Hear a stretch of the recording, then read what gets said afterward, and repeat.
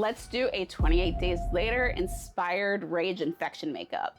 Now, to be honest, there's not really a lot going on with these looks besides, well, the blood.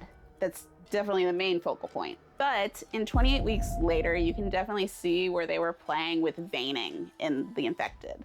So we're gonna start with that. And I just want these to look really subtle. Going to be using Skin Illustrator glazing gels for this. These are a water-based makeup and they essentially act more like a stain.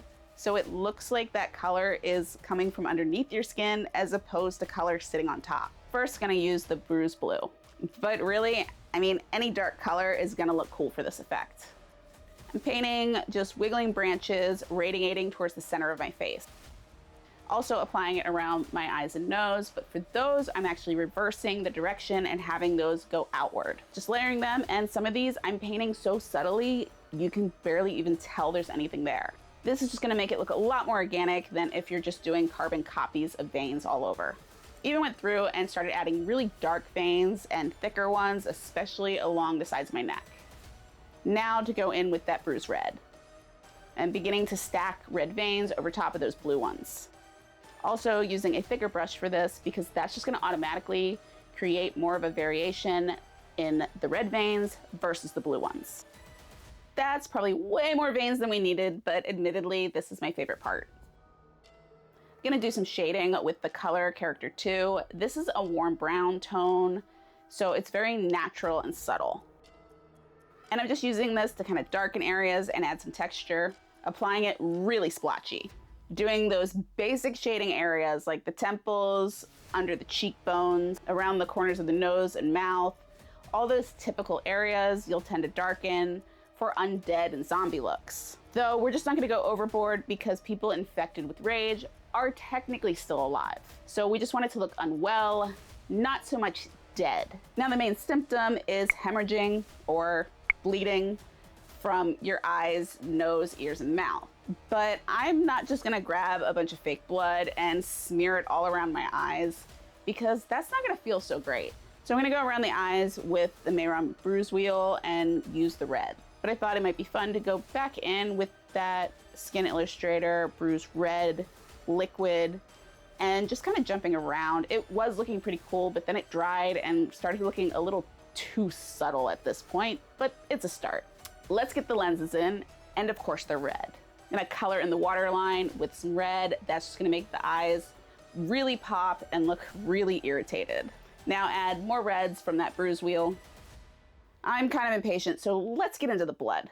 I'm using a combination of Fleet Street Fresh and Dark Drying Bloods. I love this stuff because it dries to the touch and it's not sticky. Though, do know that if you're using this, there is alcohol in the formula, so you want to be very careful when using it around the eyes. If you want to go closer to the eyes, I would recommend grabbing a water-based fake blood instead. I'm gonna go in with a red stipple sponge and just kind of add large blobs of color with that fresh red. Now I could just go in and add drips going down my face, but I want it to look a little more interesting. Another way to get texture is you can apply it with a brush and then dab it with a baby wipe. The cool thing about using a baby wipe as opposed to your finger is the wet of the wipe is going to actually physically pull some of that color up versus when you're doing it with your finger, it's softer and just kind of smudges it. But I do like to combine both of them since they give a slightly different effect. Starting to make those streaks go down my face, but still doing the breakup. While building this up, I realized I do need to add a lot more red closer to my eye.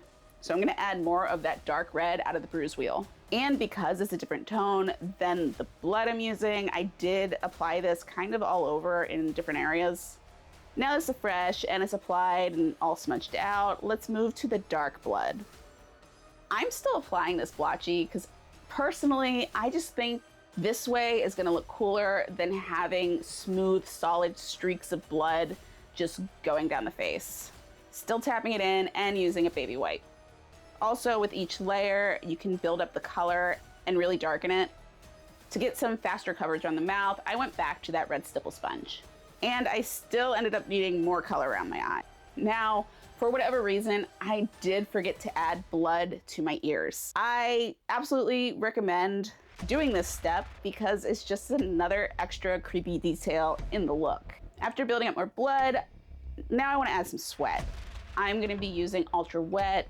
The cool thing about this stuff is it's not going to start to break down and destroy the makeup underneath. I'm applying this all over with a stipple brush, though I am kind of avoiding the blood a little bit because I don't want to reactivate it. Just do a light spray of water over the whole thing, just for a little added sheen. Now I really look like I've been running around and infecting other people. And of course, the chef's kiss is going to be using Mouth Effects dye in Blood Red. It tastes yummy, and it's a really cool effect.